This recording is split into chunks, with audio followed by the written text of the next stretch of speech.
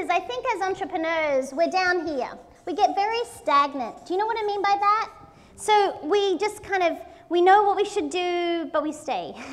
We know we should make calls, but we don't. We know we should go to networking events, but it's a little scary. And what often happens is when you think about this stage, you're just stuck. One of the people that I work with I run a mentoring program for women, and so one of the women that was in my program, she came to me because she was her business was only doing about $30,000. She wasn't even on the board. So what we decided to do was we put a plan in place to her, and I said to her, I need you to resolve and I need you to decide that you're going to make at least $50,000 in the next 3 months.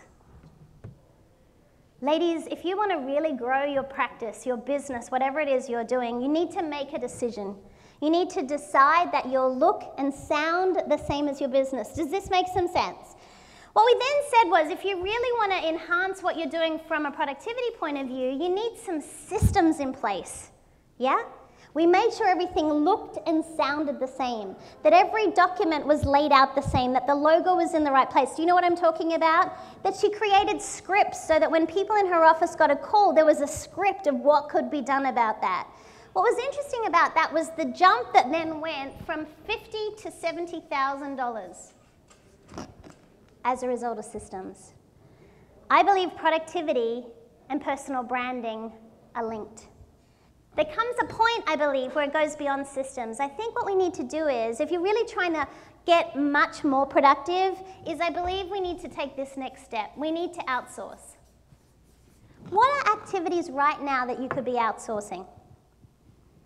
Blogging. Absolutely, yeah. As long as your authentic voice, as long as you are showing up, definitely. There are companies, there's a great company out of Colorado who manages social media for a lot of the hospitality industry. She's so clever at using her client's voice, and you would swear it was them who was tweeting about them, who was posting all their Facebook updates. There are people who can help you with this. I think virtual assistants are one of God's gifts. Think about it. They are brilliant at what they do. They are tuned into what you need, and they don't even have to be in your business or your home. There's a whole industry associated. When I work with this mentee in my program, we took her from $70,000 to $100,000. But when you're new in business, what's interesting, especially at this organization, people want to help you. There are people here designed as mentors to help you grow your business. That's their role. Leverage that. So you've done all these things. What I think has to happen is the next point, and that is this. What she did with her business was, we got her to $130,000, and then she opened up a DC office.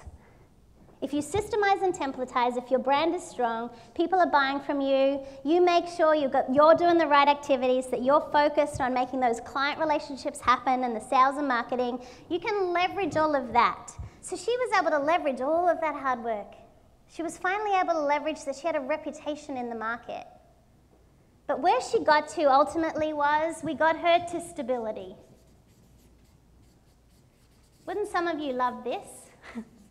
So where we've gone from is being where we are, stagnant, to stability. If you want to get really productive, if you really want to grow your business and your brand, there's steps you can take along the way. Does this make some sense to you? How does it feel at the top? Would some of you love a sense of stability, knowing how much money is actually coming in instead of that lumpy billing that some of you have? I'm also very excited to tell you that within the next 12 months, she will hit the $1 million mark. Yeah, it's cool, right?